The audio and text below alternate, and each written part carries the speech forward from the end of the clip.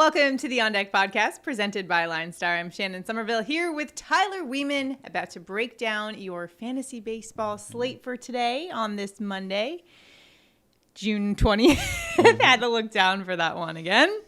It is Ugliest Dog Day.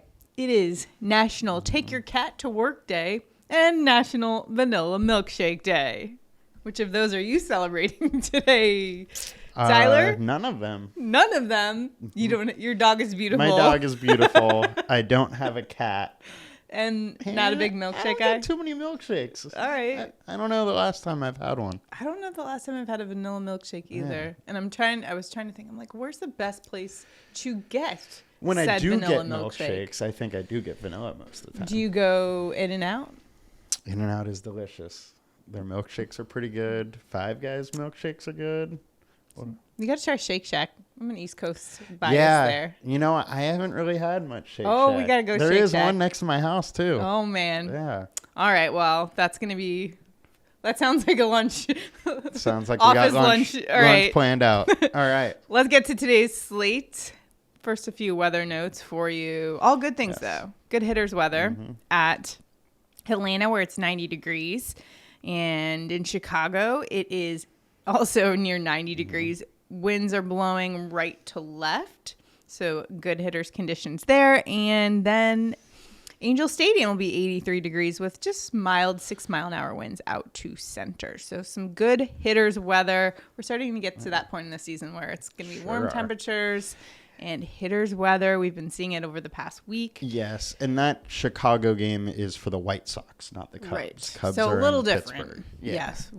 When conditions are good for weather at Wrigley Field, it just plays much differently. I love it. Let's go to our high-owned pitchers for today. And the first guy we're going to look at is Yankees righty Garrett Cole going up against the Rays today. He is 42% owned on DraftKings and 42% owned on FanDuel. He's LineStar's top projected pitcher for today. 3.33 ERA, 2.17 opponent average, and his 11.22 K per 9 ranks fourth. He's been dealing, and he's had a lot of success against the Rays. The last time against the Rays, he held them scoreless through 6 with 7 strikeouts. In the previous game against the Rays, which was back in May, he held them to just 2 hits. So he's just been really good against the Rays, and the Rays just haven't been good in terms of hitting, and they have had the 7th highest strikeout percentage in the last 30 days. So certainly a favorable matchup for the Coltrane. This Choo-choo. is just a great pitcher's duel. McClanahan versus Cole. Gotta watch it. Super low game total on this game. Tampa Bay does struggle versus righties a little bit. They're like 19th in WRC plus, strike out 25%. So there is some upside here. And Cole is great at striking out people out. 30% K rate. However, it's 34% over the last 5. So his strikeout stuff has been in tip-top shape the last few starts there. The one thing, though, is you did mention that Cole has been good against him the last 2 starts, but prior to that, he has had some issues. 143 plate attempts. They are hitting 280 versus him, but do strike out at almost 31%. So don't really know which upside you're going to get today. Is Tampa Bay going to take advantage, or is It the is Coltrane? in Tropicana. And it is in Tropicana. Pitcher friendly. Yes. Coltrane, all aboard. Coltrane. All aboard. There's no reason not to like him. There's a lot of upside. All right, let's check out Brewers righty Corbin Burns going up against the Cardinals today. He is 36% owned on DraftKings and 16% owned on FanDuel.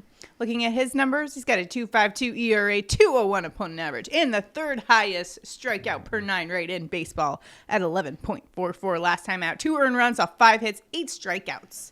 Versus the Mets, who are a good hitting team. So what do you expect from him today against the Cardinals? Another team. Yes. Very good hitters. Super good against lefties. Versus righties, they are still top 10, though. So it is a tough matchup. The Cardinals also don't strike out a ton. 19.6% versus righties. But Corbin's elite. So you can always go to him against really any team. Yeah. The one thing, though, is if ownership drops, I think I would be all in on Corbin. Okay. In his BVP numbers, the Cardinals are hitting 236 with a 44% K rate. So for whatever reason, they have struggled against Corbin in the past and strike out much more than they usually do. Now, for me, I am watching I'm watching that ownership on him. Yeah. Because it is a tough matchup, but I think there is some pretty high upside.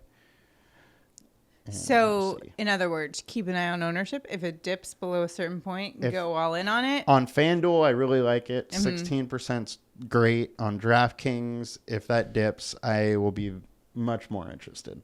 All right. Are you interested in Rays lefty Shane McClanahan going up against the Yankees today? 29% owned on DraftKings, 24% on FanDuel, 1.84 ERA, 1.85 opponent average, and the second highest K per 9 rate in baseball at 12.06. We've got 3 of the guys who are top 5 in K per 9 starting today, so pretty good options. He hasn't given up more than 2 earned runs in his last 8 games. He's just been solid.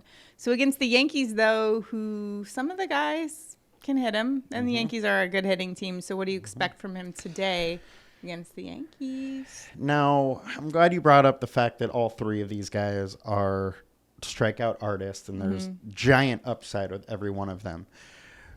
I highly doubt all 3 of them will fail. So I am not going to fade all of them. One of them will be in my lineup. Now let's get into McClanahan a little bit. He has the best strikeout stuff right now in baseball, 35% K rate on the year, 33% over the last 5, with a 2.72 FIP. He's been tremendous. He's been great. Now this Yankee lineup is very dangerous versus lefties. They are top 5 versus lefties. And strike out at 24%. So obvious upside here. We know the Yankees can have off games where they even strike out a little bit more.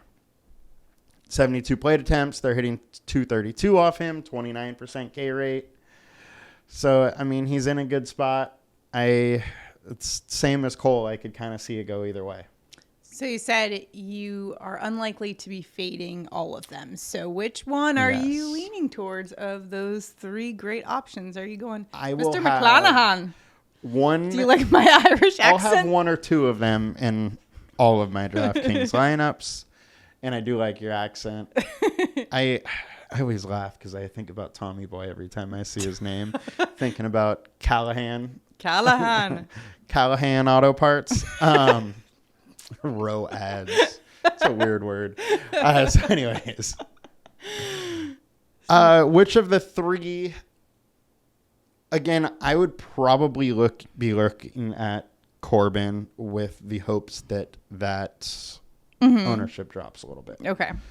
All right. I could see his ownership dropping a little bit, and then Darvish is coming up, who we're about to talk about.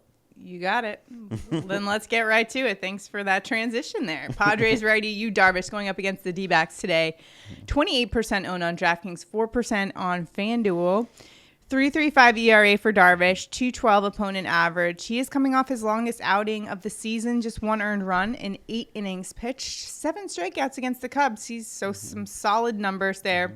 And then when you look at who he's facing today, the Diamondbacks are second to last in batting average this season, and they do have the 4th highest strikeout percentage. So a favorable matchup for Darvish. Like you mentioned, though, that ownership could increase. Yeah, and it probably will. I think he's kind of too cheap for the upside that he has. He started to show up some of his strikeout upside again, where his K rate on the season's a lot lower than it usually has been. But he's averaging almost 6 strikeouts a game over the last 5. He's also working super late into games. As you mentioned, he went 8 last game. Yeah. He's been 7 innings most of his starts this year. So you got to really like him. 3.02 FIP over the last 5. Bottom tier offense for the Diamondbacks. Strike out 25%. Only real issues, he's allowing a lot of fly balls at 44%. However, not that much hard contact, so I wouldn't worry about it too much. And he's just really too cheap not to consider. Okay. So now let's go to Giants righty Logan Webb going up against the Braves today. Just 2% owned on both. So this is a very low owned option here. So Webby's got a 3.43 ERA. Last outing, 7 scoreless, 9 strikeouts versus the Royals. we know he's got the ability to post double-digit strikeout numbers like he did against the Phillies last month. And when you're looking at the Braves, this is a team that strikes out a lot. So the upside is there, right? And yeah, this pick is all upside. It is a scary matchup with the Braves, but they strike out a ton. So, I mean, it's what is it? I think they 25.7% K rate. They aren't quite as good versus righties as they are lefties, so there is a little bit to like there. But he has an elite 2.69 FIP over the last 20, right around 3 over the last 5, and his strikeout stuff is just now kind of showing up, where kind of lacked a little bit earlier in the season. Yeah. He has a 23% K rate on the year, but last year he's at 26%, and then over the last 5 games his K rate's at 28. So he's absolutely showing that kind of K upside. Combine that with the Braves striking out a lot. I do like it. It is a scary matchup, though. Yeah. And there's nice upside for the price. So a risk, but the reward is there for sure with those strikeout numbers. Mm-hmm. Let's take a look at the Angels righty, Noah Syndergaard, going up against the Royals today. He is just 2% owned on both. So the ownership numbers are low for Syndergaard. He's got a 3.53 ERA on the season, 2.41 opponent average. His season's been a bit of kind of an up and down one. And there's been a lot of question marks about, what are we seeing from Syndergaard and what can we expect moving forward? He hasn't allowed more than a run in his last 2 starts, so that's good. Yes. And one of the things in looking at who he has actually played, like he's faced some really good teams. You're talking about Dodgers, Red Sox, Yankees, Rangers, Astros, all phenomenal hitting teams. So it's not like, I feel like you can't accurately assess where he's at, given the fact that he's faced some amazing performances from some of those hitting teams. Like they've just been awesome. They've been on fire. That's very true. And I'm glad you brought it up. I did look into some of his pitch data a little bit more. And the data is not all that much different than his 2019 season, which is the last season that he really pitched. He had 1 or 2 outings last year, but I mean, we can't really take much from that. So that data looks pretty similar, and so far his K rate's at 16%, whereas typically he's a 24-25% K rate guy. So I expect that 16 to come up a little bit. And then 3.72 FIP on this season. Again, not bad. So he's just way too cheap on DraftKings. On FanDuel, he is a no-go for me. I don't think there's enough upside, but on DraftKings, I do like it. And then it's in a decent matchup, Yeah, Royals ranked 20th in average versus right-handed pitching. Yeah, they don't strike out a ton. However, exactly. They don't strike out a ton, but they do hit enough. Very well. And they don't hit very well. So he's going to limit runs. And really at this price on DraftKings, all you need is a handful of strikeouts and him to go 6 innings, And his line for strikeouts is 4.5, which is decent enough. So I like it. I believe moving forward, we're going to see much better stuff from Syndergaard. And I know that there's probably some season-long fantasy owners who maybe have him and are wondering, should I get rid of him? Should I not? Yeah. I don't know what the situation is there, but I definitely think that we're going to start to see his numbers improve. From looking into that pitch data, I definitely think there's improvement. I was kind of down on him prior to that because of the 16% K rate and some other stuff that's going on with him, but he's faced good guys, good teams. The pitch data really isn't that much different. Like I don't see there being this dramatic of a difference. Right. I mean, the velocity you said down a touch. A tad, yeah. His whiff rate was right around the same. Down a lot from 2018, but not much different from 2019. So in terms of the metrics, the stuff is right around there. And from what I've read from the coaches and stuff, they're like not worried about it at all. They know he's going to find his stuff again. Yeah. And Thor will be back with that fastball. All right, let's take a look at our stacks for today. First, we got to look at our high-owned stacks. And today, everyone seems to be going to the Red Sox. They're shipping up to Boston, going up against the Tigers. Alex Faedo, Tigers righty. He's the lowest projected pitcher for today, 4.28 ERA, 2.80 opponent average. Righties crushing him, 3.16 opponent average. So you can see why that's kind of a favorable. Yeah, and they have a 418 BABIP. So they're doing really well against him. And lefties, however, they don't have a great batting average, 244 against him, but a 231 ISO. So lefties are hitting him hard.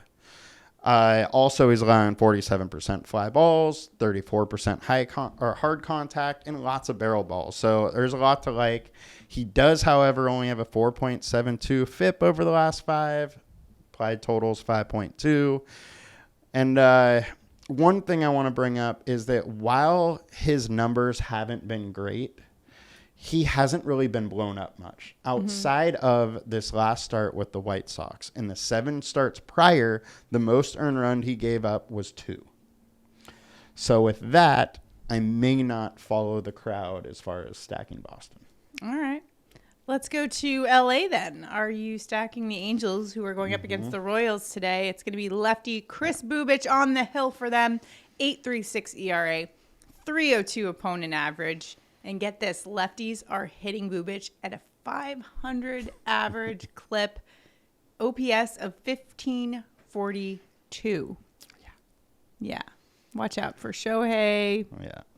Walsh. Marsh. 5.66 FIP, 1.6 home runs over the last 9, or over per 9. And then he's walking a ton of guys. 5.1 walks per 9. Just letting way too many people on base. Total of 5. Good hitting weather. And he's been terrible on the road. 9.72 ERA on the road with a 351 opponent batting average. We already talked about the lefties. There's not much not to like. And warm weather at Angel Stadium today. Trout's hot. He's on fire. Like I like it. So much for that slump they were in. Yeah. I mean, they still didn't really collectively as a team. Yeah, you're right. Trout pretty much won every game for him. Putting him on the back. All right, let's take a look at some low-owned stacks, see where we can maybe get a little different. Toronto Blue Jays are going up against White Sox righty Lance Lynn. And in his first game back, he gave up 3 earned runs, including a home run, just 4 1/3 versus the Tigers. So we didn't see great stuff out of Lance Lynn, and that was against the Tigers, which not a good hitting team. So against the Blue Jays, who've got some serious sluggers on their team, doesn't bode well for Lance Lynn. Yeah, so we have great hitting weather, 90 degrees. Lynn wasn't good last start. He wasn't good in the minors. So I like kind of trying to pick on that still. Although there is a side note, Lynn is cheap enough where I would consider taking some shots because we know the pitcher that he has been. And if he is able to show some of that, there's some nice upside. But let's get back to the stacks. He's allowing 2.1 home runs per 9. In the minors, he was allowing a lot of home runs too. In his one start, he had 10 hits and 4.1 innings. The fastball velocity is down. His off-speed stuff is down almost 2 miles an hour. The breaking ball is up 1 mile an hour. So pretty much all of his pitches are coming in similar speeds. Okay. Which doesn't bode well. Doesn't seem effective. Makes it a lot easier for a hitter to kind of get his timing and get the bat on the ball. So with all that kind of stuff, Toronto looks great to me. 90 degrees, a guaranteed rate field. Yeah, and I mean, you don't need to give Vlad or some of those guys any more. Make it a little easier to hit a home run. Well, on the other side of that matchup, we've got the White Sox, who are going up against Blue Jays righty Jose Berrios. And Berrios kind of a little inconsistent this season. 4.65 ERA, 2.57 opponent average.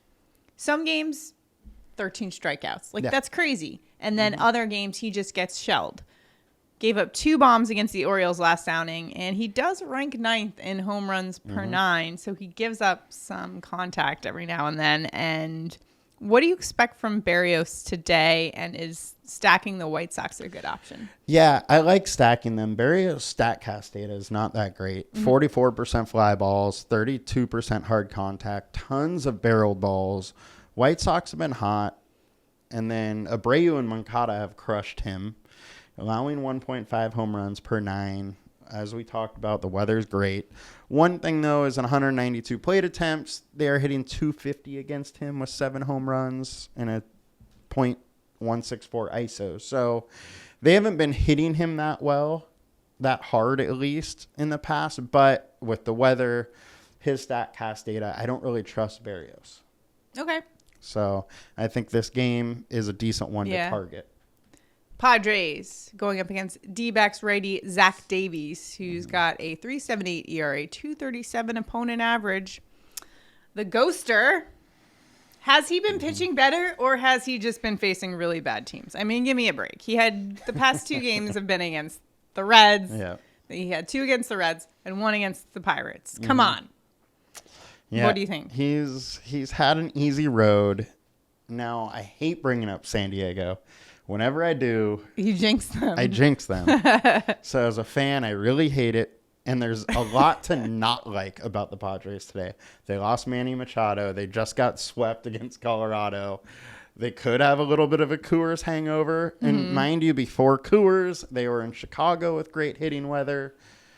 So there is some things not to like here. However, they're cheap, or they're somewhat cheap. There is a lot of ways to get cheap with them. Davies is an inconsistent pitcher. He's either good or he gets blown up. There's not really much in between.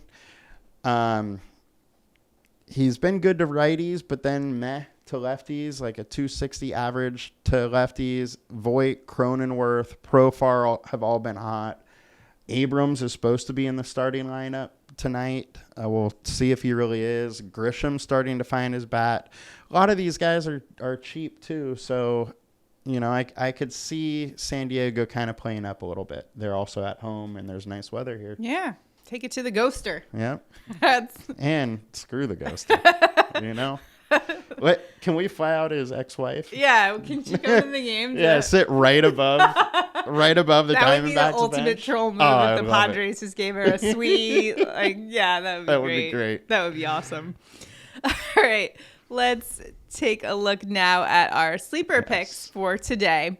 So we've got our stacks, but if you're trying to get somebody really cheap, LineStar has a great option for you to sort by value, and these are our top projected in terms of value plays. So for DraftKings, it's going to be Jack Sawinski, the Pirates outfielder, is $2,200, projected to have 7.78 fantasy points today. He hit his 3rd home run of the game yesterday in the 9th to walk it off against the D-backs yesterday. Became the first rookie in MLB history to have a 3-home run game that included a walk-off home run. More stats for you. First Pirates player with multiple walk-off home runs in a single month since Wally Westlake. What a great name.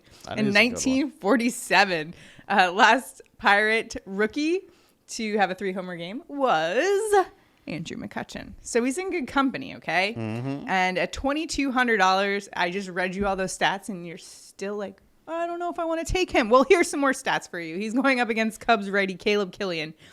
Just 2 games on his repertoire so far this season. Last game gave up 5 earned runs and 4 innings pitched with 5 walks, so really struggled with his command. And Sawinski's a left-handed bat with a 5.15 slugging versus righties, a 10.89 OPS the last 7 days. Also, his over 1.5 bases prop is at plus 135, which I kind of love for today. So something to take note there. You like that play? What an awesome... I mean, I can't believe he's so cheap on DraftKings, right? It's like... Yeah, and we don't really know what we're getting with Caleb Killian yet. Yeah. He is a very good, highly touted prospect, but he's been meh so far. We haven't seen it so far. Let's take a look at FanDuel, and the top projected value play there is going to be Tyler O'Neill, the Cardinals outfielder, who's $2,400. However, he did tweak his hamstring yesterday, so I would be surprised to see him in the lineup. So I'm going to give you another one as well. Evan Longoria is $2,400. 10.99 projected fantasy points for him on FanDuel. He's got a 184 versus righties, but versus lefties, he's got a much better average, 237. And versus Braves lefty today, Max Fried, he is actually 2 for 7 with a double and a home run. Yeah, I know he's batting just 156 in June, so it's kind of like one of those plays that he could easily go 0 for 4, but he does have that ability to, I mean, he's a seasoned veteran. He has the ability to put up some points for you in fantasy. And at $2,400, if you're looking to save some money and get some other big hitters, it's a good play. Yep. You could also go Swinsky if. Yes, he's also pretty cheap on FanDuel as well still. So get it while the price is right. So those are our sleeper plays for today. And remember, you can check out all the value plays if you get the LineStar app. Download LineStar app on your phone, or you can go to linestarapp.com. Check it all out. Follow us on Twitter as well, and we'll give you some of those tips throughout the day. Now it is time for our home run calls of the day. Who's going to go yard today? Now, I do have to note that I had a 2-game hit streak with the home runs, and then it came to an end. Aaron Judge didn't deliver for me like he usually does. I feel like everyone else on the Yankees had a home run but Aaron Judge, which was an anomaly. It happens. It happens. Home runs are hard to predict. Manny Machado didn't come through for me, and then he got hurt yesterday. It's just all bad. All right, so let's turn it around on this Monday. Who you got for today? I am going with Shohei Ohtani. He did have a down last 3 games, but I am predicting he's going to do some bat CPR and he's going to take Bubic deep. Bubic has given up 500 average versus lefties and allowing a 962 slugging. Shohei is going to get that home run tonight and get back on track. Sometimes you just got to get the circulation going in the bat again. Yep, you got to do what it takes. Right? Hey, it worked last time. He did it last time when he hit 2 home runs, so why not bring it back? I'm going with the White Sox, Jose Abreu. He's been on fire. 2 home runs in the last 7 days, and a great matchup for him against Blue Jays' Jose Berrios, who has the 9th highest home run per 9 rate in baseball. In 58 at-bats, Abreu's batting .302 against Berrios with 3 home runs. It's also 90 degrees at Guaranteed Rate Field, which means it is perfect weather for a home run today for Mr. Abreu. Those are our home run calls for today.